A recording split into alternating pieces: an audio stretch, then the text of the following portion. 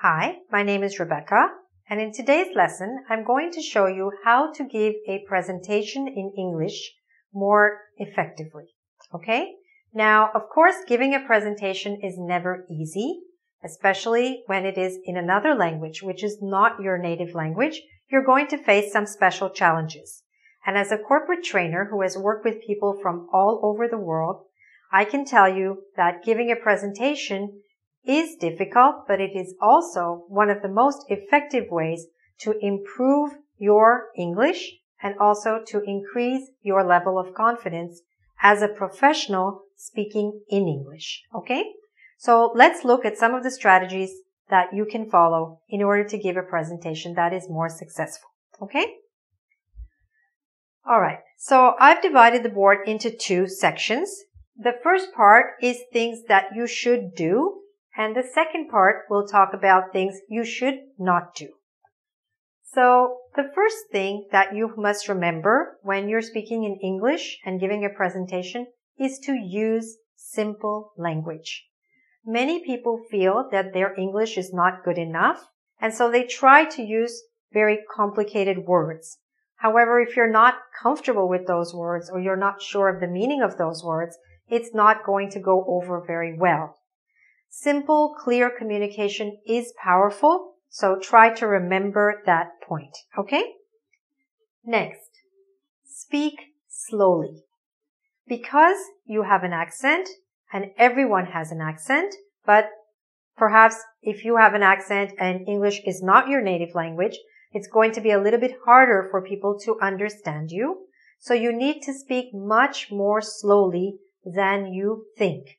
So however slowly you think you're speaking, speak a little more slowly. It will only make it easier for other people to understand exactly what you're saying.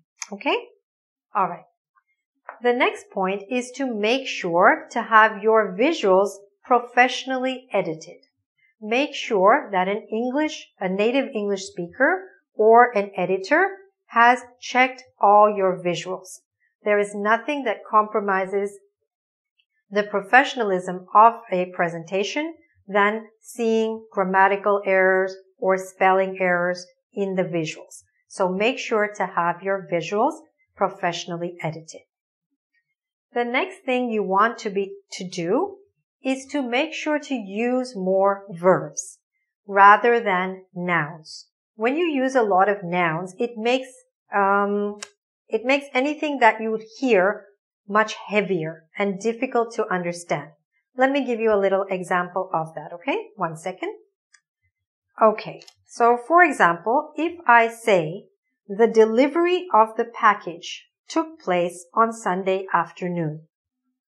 That's okay. It's not impossible to understand, but let's compare it to this. The post office delivered the package on Sunday afternoon. It's much easier in the second example because I used verbs rather than nouns. Okay? Next point.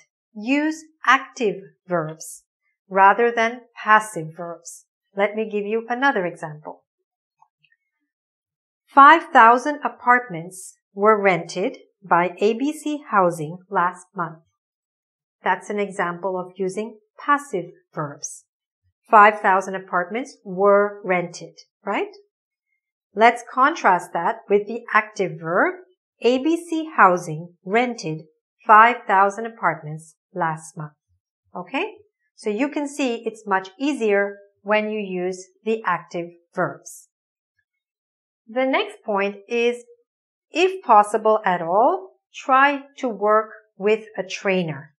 Try to work with a professional English trainer or a presentations coach who can help you to improve your presentation skills, who can give you feedback on how to improve, what mistakes you're making, what are your strengths and weaknesses. It will be very, very helpful to you. So try to do that if you have the opportunity. Okay? The next point is to use a lot of transition words in your presentation. This helps your listener to know where you're going.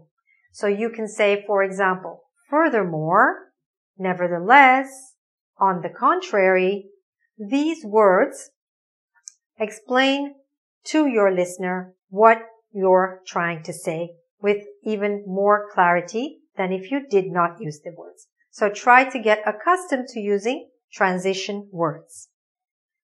Another important point, especially in different parts of the world, is to make sure to write down any important numbers. You need to write them down so that people can see them clearly, and also because in some parts of the world, numbers are described or said in different ways. So for example, this number is what? 100,000. But in India, for example, they call this 1 lakh. So 1 lakh is different from saying 100,000. And if your audience is not familiar with the term 1 lakh or with the term 100,000, then you want to make sure you have written the number down so it is 100% clear. All right? So these are examples of things you should do. Now let's look at some things you should not do. All right? Don't use abbreviations or acronyms or short forms of names of organizations or anything else from your country which other people are not familiar with, right?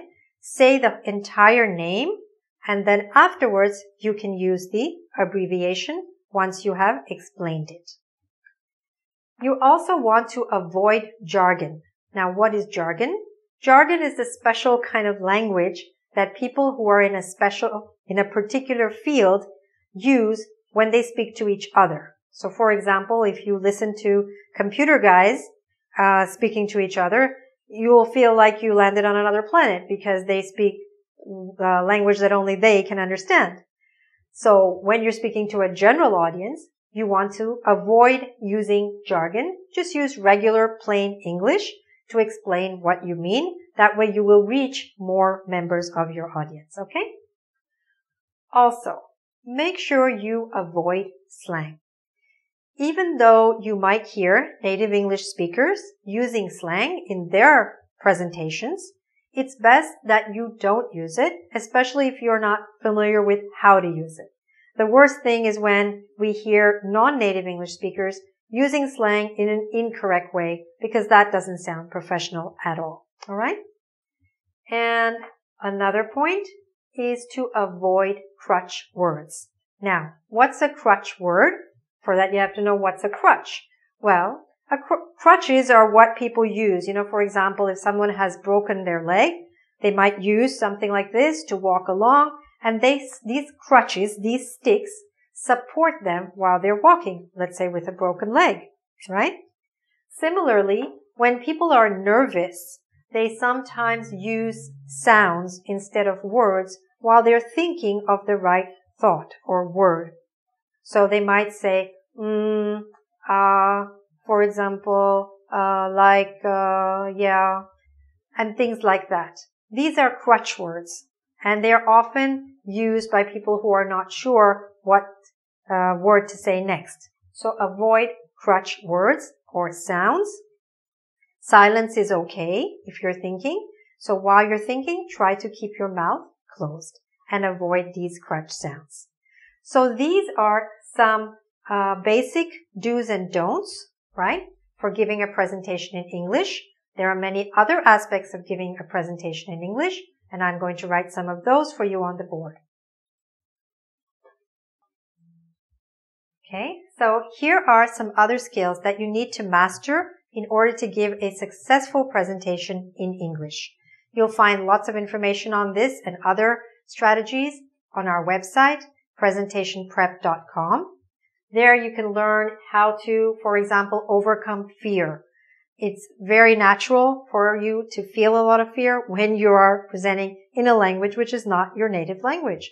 Everybody or many people feel afraid when giving a presentation in general, but when you do it in English, it's a little bit more challenging. So you'll learn some mental strategies, psychological strategies, and physical strategies to really help you with this aspect of the fear. You'll also learn how to use body language more effectively. In different cultures, body language means different things. So it's really important to learn how to use body language effectively in an international context. You'll also learn how to structure your presentation for greater clarity. Okay? Also important to be able to handle the question and answer session effectively. That's an important ending of your presentation. So especially if your presentation has gone well, you want to be completely in command during your question and answer session. So you'll learn some effective strategies for doing that. And last but not least, you'll also learn how to, you'll also be able to print out presentation templates, which you can actually use when you're doing your next presentation. So for that, go to our website, www.presentationprep.com. It's a free website, www.presentationprep.com. All the best with your presentations.